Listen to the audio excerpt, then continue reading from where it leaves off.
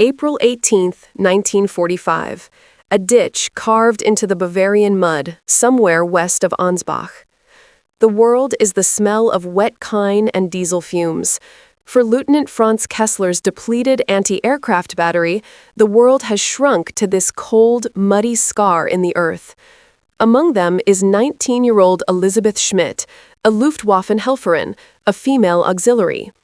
Her job was once to plot Allied bomber formations on a plexiglass map, a clean, abstract affair of grease pencils and radio chatter. Now, her job is to stay alive. The air trembles. It's not the familiar gut-thumping crump of artillery landing somewhere else. This is a new sound, a grinding, rhythmic clatter that chews up the forest floor and spits it out. It is the sound of the end. Kessler, a man whose face has been worn down to bone and nerve by 4 years of war, crawls over to her position. His voice is a dry rasp, barely audible over the approaching storm. They are through. The panzers at Kramsheim, gone. We are cut off. Elisabeth nods, her fingers numb inside her thin gloves. The steel helmet feels impossibly heavy. She looks at the other girls huddled nearby. Hannah, who still cries silently at night for a brother lost at Stalingrad. Ingrid, whose fierce belief in the final victory has curdled into a brittle, terrifying silence. They were told they were the final shield of the Reich. Now, they are just debris left behind by a retreating army. Propaganda posters still lived vividly in her mind. The resolute German soldier, jaw set, protecting a blonde woman and child from the shadowy Bolshevik horde. The leering American gangster, the subhuman caricatures of Germany's enemies. For 12 years, these images had been her reality. They were hammered into her in school, in the League of German Girls, on the radio, in the weekly newsreels. The world was a simple, brutal equation of blood and soil, of the pure Aryan destined to rule over the lesser races. The clatter grows louder. It is the sound of Sherman tanks. You can tell by the higher-pitched squeal of their tracks, so different from the heavy, guttural growl of a tiger. A branch snaps nearby. A German soldier, no older than 16, stumbles into their ditch, his eyes wide with a terror that has burned out his youth. "Amis," he gasps, clutching a useless Panzerfaust. "Everywhere!" Kessler raises his binoculars, his knuckles white. He scans the tree line. "Hold your fire. Wait for the signal." But there will be no signal. They all know it. Their 88mm gun is useless without its prime mover, abandoned 10 kilometers back with a cracked engine block. They have a few rifles, a machine gun, and the dwindling hope that a miracle is still possible. Then the first one appears. A Sherman M4, lumbering out from between the pines like a prehistoric beast, its long 76mm gun swiveling slowly. Then another, and another. They are not rushing. They are methodical, confident. Infantry fan out behind them, dark shapes moving with a practiced ease through the German woods. A terrifying chatter erupts from the right flank, the distinctive high-cycle rip of an MG-42. It is a sound of pure defiance, a last spasm of the dying Reich. The response from the Americans is instantaneous and overwhelming. The coaxial machine guns on the Shermans open up, spitting tracers that shred the trees and turn the earth to flying mulch. The lone MG-42 falls silent. "It's over," Kessler murmurs, lowering his binoculars. He looks at Elisabeth, at Hannah, at Ingrid. He sees not soldiers, but the daughters of his neighbors, the girls who should be at university or starting families. He slowly unbuckles his pistol belt and lets it drop into the mud. He stands up, his hands raised. One by one, the others follow. A white flag, a strip of torn undershirt, tied to a rifle barrel, is pushed up over the edge of the ditch. The grinding of the tank stops. An unnatural silence descends, broken only by the ticking of cooling engines and the drip of water from the pine needles. Figures approach, their M1 Garans held at the ready. Elisabeth gets to her feet, her legs trembling. This is the moment she has been taught to fear her entire life. surrender to the Americans, the gangsters, the mongrels, the culturally bankrupt products of a degenerate society. She raises her eyes, squinting against the flat gray light, trying to see the faces of her captors. They are tall, clad in olive drab, their helmets casting their faces in shadow. They move with an unnerving calm.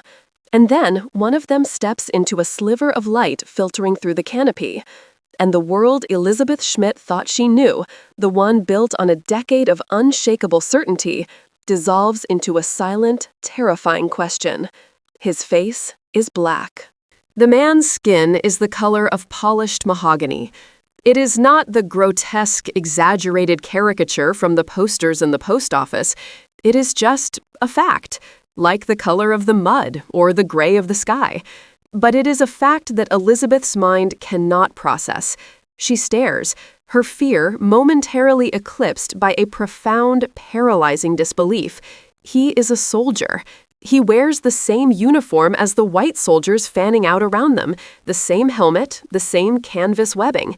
He carries his rifle with the same weary competence. Another black soldier moves past him, gesturing with his rifle. "Rouse, let's go. On your feet." The words are English, harsh and unfamiliar, but the meaning is clear. Hannah lets out a small, choked gasp beside her. Elizabeth sees the same shock mirrored in her eyes, the same dawning horror. These were the Untermenschen, the subhumans, the creatures Nazi ideology placed at the very bottom of the racial hierarchy, described in school textbooks as primate-like, intellectually inferior, a degenerate race from the jungles of Africa. They were a biological horror story used to frighten children and justify conquest. And they are here, in her forest, holding the guns. More of them appear. It is not just one or two, not a strange anomaly. It is a whole platoon. They are members of the 761st Tank Battalion, the Black Panthers, attached to Patton's Third Army, though Elizabeth could not possibly know this. All she knows is that the world has been inverted. The masters are now the prisoners, and the slaves, as she was taught to see them, are now the masters. A tall corporal with 3 stripes on his sleeve approaches Lieutenant Kessler. His name is Sergeant Isaac Mote. He is from Philadelphia. He has fought his way across France and now into the heart of the Reich, battling not only the German army, but also the thinly veiled prejudice within his own. He looks at the surrendered German officer, at the collection of terrified teenagers and worn-out old men.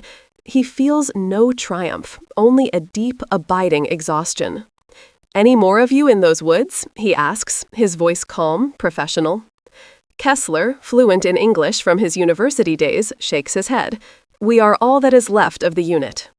The sergeant nods. "All right, form a line. Drop all weapons and personal effects in a pile. Move." The German soldiers obey, shuffling forward like ghosts. Elizabeth and the other women are herded into a separate group. A young black soldier, maybe no older than she is, stands guard over them. He does not look at them. He keeps his eyes fixed on the tree line, his expression impassive. Elizabeth finds she cannot stop staring at the back of his neck, at the crisp line where his hair is cut short above his collar. It is all so terribly normal, and that normality is the most shocking thing of all. She remembers the newsreels, the warnings from party officials about the fate of German women should the race defilers ever reach their soil. They were warned of mass rape, of unspeakable brutality. It was a core tenet of the propaganda. The enemy was not just a military threat, but a biological one. Yet here, in this cold clearing, there are no leering monsters. There is only discipline. There is the quiet efficiency of a victorious army processing its prisoners. The soldiers go through their pockets, confiscating knives, lighters, anything that could be a weapon. A black private with gentle eyes takes Elizabeth's small satchel. He opens it, pulls out a dog-eared copy of Goethe's poems and a photograph of her parents, and hands it back to her. He keeps only a small sewing kit. He doesn't smile, doesn't speak, just moves on to the next person. The civility is more disorienting than brutality would have been. Brutality would have confirmed everything she had been taught. It would have made sense in the twisted logic of her world.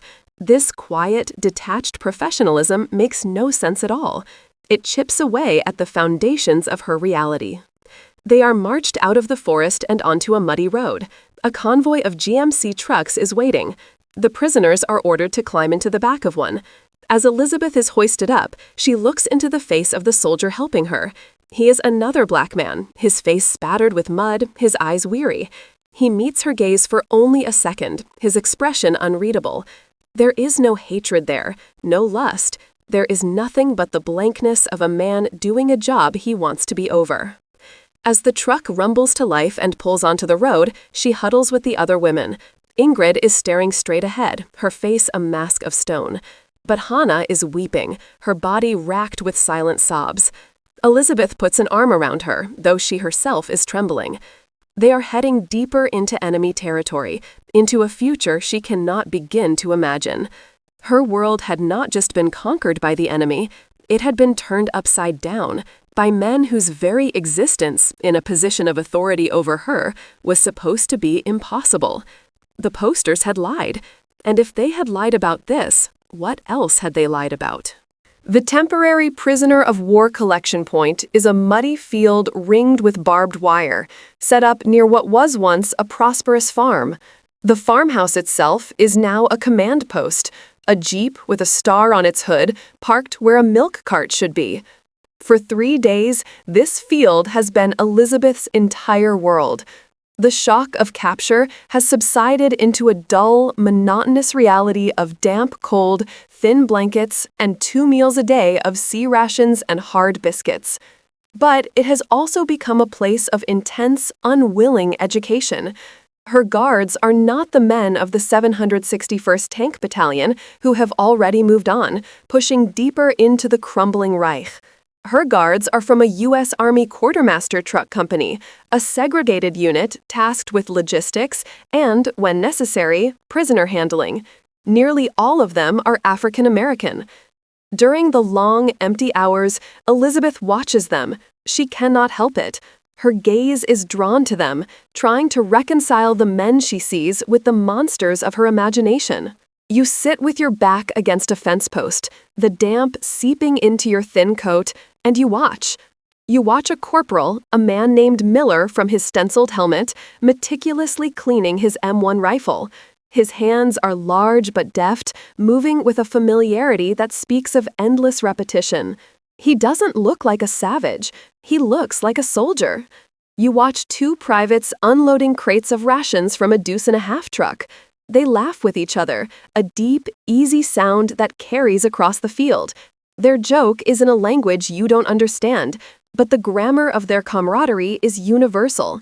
It is the same way the boys in her own unit would have joked before the world fell apart. You see their interactions with the white officers who command the camp. The officers give an order, the black soldiers execute it. There is a rigid military hierarchy at play that is both familiar and utterly alien. She had been taught that the natural order was for the white man to command, but the propaganda had never mentioned this strange, segregated system, where black men were given uniforms and guns but were kept separate, a tool of the army but not fully part of it. It is a complexity her black and white worldview has no room for. One afternoon, a new batch of prisoners arrives, a mix of haggard Wehrmacht and elderly Volkssturm. One of the old men collapses from exhaustion as he enters the enclosure. Immediately, a black medic with a red cross on his helmet is there, kneeling in the mud beside him. He opens his medical kit, checks the man's pulse, and gives him a sip of water from his own canteen. He speaks to the old man in slow, simple English, his tone gentle, reassuring. Elizabeth watches this scene unfold, a knot tightening in her stomach. This is an act of basic human decency, the kind a medic of any army would perform. But it is also a profound ideological contradiction. A member of a race she was told was subhuman is administering aid to a fallen member of the master race. The medic is not acting out of hatred or a desire for revenge. He is simply doing his duty. Ingrid, who has barely spoken since their capture, sees it too. "It's a trick," she hisses, her voice thin and sharp. They want us to lower our guard. They are clever, like animals. Elizabeth doesn't answer. She looks at Ingrid's face, at the fanaticism still burning in her eyes, and for the first time, it looks not like strength, but like a kind of blindness. Ingrid is clinging to the old lies because the truth is too terrifying to contemplate. The truth is that the world is not the simple, brutal racial hierarchy she was promised. It is something far more complicated and far more human. Later that evening, as a cold rain begins to fall, Elizabeth sees the young soldier who had stood guard over them in the forest. He is on duty at the gate. A white lieutenant walks by, and the young private snaps to attention, saluting perfectly. The lieutenant returns the salute and says something that makes the private smile. It is a small, fleeting moment. An officer and an enlisted man, one white, one black, an ordinary military interaction. But in the barbed wire world of the defeated, it is a tremor, a seismic crack in the very foundation of her belief. These were not the demonic legions of a degenerate nation. They were men, caught in the same vast impersonal machinery of war as she was. They were disciplined, they were organized, they were, in their own way, civilized. And if they were, then the entire ideological justification for the war, for the camps, for the untold millions dead, was built on sand. The thought is so immense, so terrifying, it leaves her breathless in the cold, falling rain. The dysentery arrives on the 4th day. It moves through the crowded enclosure with silent, devastating speed, a final, humiliating indignity for the defeated. The camp's meager sanitary facilities are overwhelmed. The prisoners grow weaker, their faces drawn and gray. Elizabeth feels the first cramps in her stomach and nose. By nightfall, she is burning with fever, curled on her side in the straw of a makeshift shelter, too weak to move. Hannah tries to help, bringing her sips of the chlorinated water, but she is sick herself. The German doctor among the prisoners is out of medicine, able to offer little more than grim advice to stay hydrated. The world shrinks to a throbbing ache in her head and a fire in her gut. She drifts in and out of a delirious sleep, haunted by images of her home, of the propaganda posters, of the blank, weary faces of her captors. During a brief moment of lucidity, she becomes aware of someone standing over her. She forces her eyes open. It is a silhouette against the gray light of the tent flap.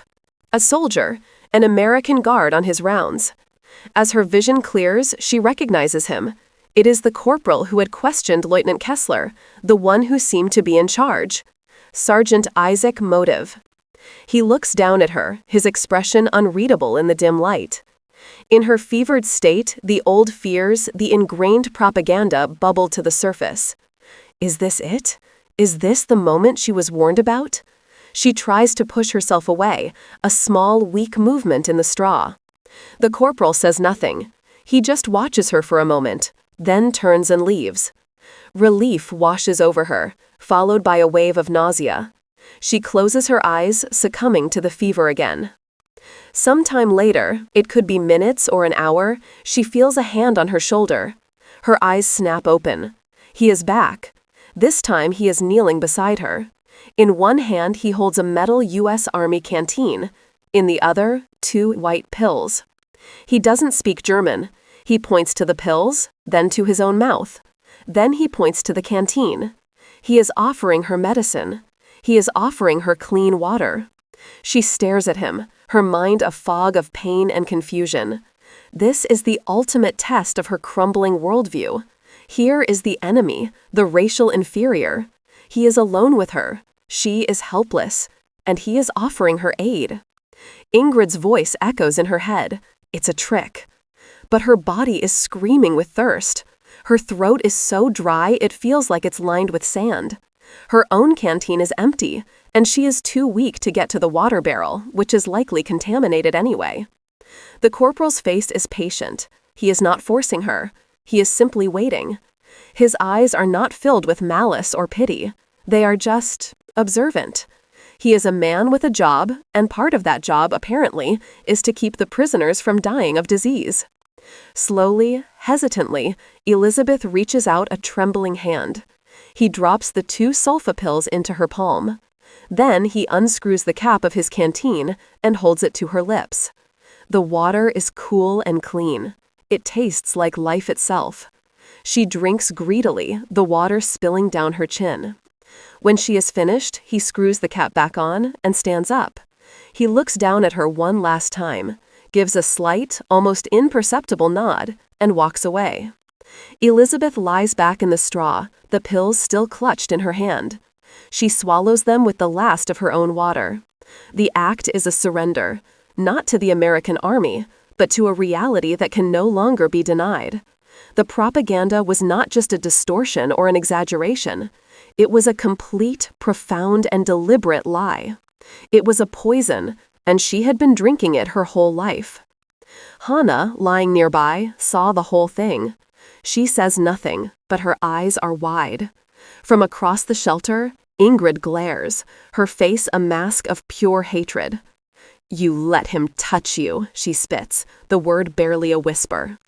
But the word has no power over Elizabeth anymore. It is a relic of a dead world, a ghost story that has lost its ability to frighten. The uniform was American, the skin was black, but the hand that offered the water was simply a hand. And in that moment, the entire racial architecture of the Third Reich, for one German woman, came crashing down. It did not fall with a roar, but with the quiet, simple gesture of a soldier offering a drink of clean water to a sick prisoner.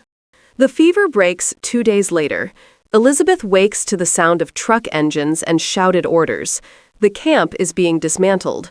The war in Europe is officially over. The final, unconditional surrender was signed in Reims. For the soldiers, it is a moment of quiet, exhausted relief. For the prisoners, it is the beginning of an unknown and terrifying peace. They are herded into lines, their names recorded on clipboards by clerks who seem impossibly young and efficient. Elizabeth stands in line, still weak but clear-headed for the first time in days. The world feels different now, sharper, as if a filter has been removed from her eyes. She looks at the faces of the black soldiers organizing the transport. She no longer sees them as a monolithic, threatening entity. She sees individuals.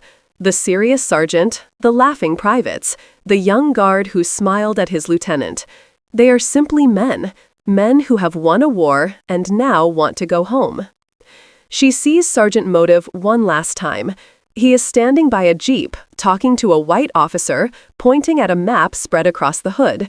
He is no longer her guard or her savior. He is just a soldier in a vast army, a man with a life and a history completely separate from her own, a life she cannot even begin to imagine.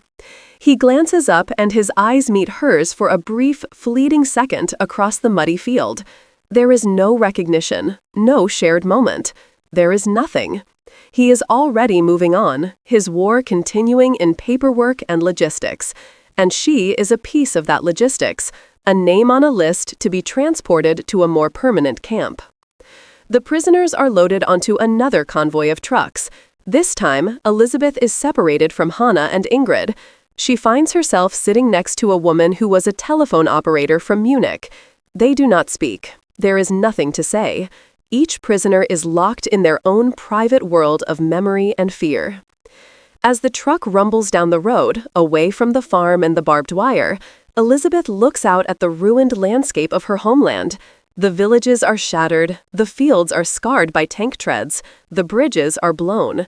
This is the legacy of the world she was promised would last 1,000 years. It was a world built on a lie, a monstrous, seductive lie of racial purity and glorious destiny, and the lie had consumed everything.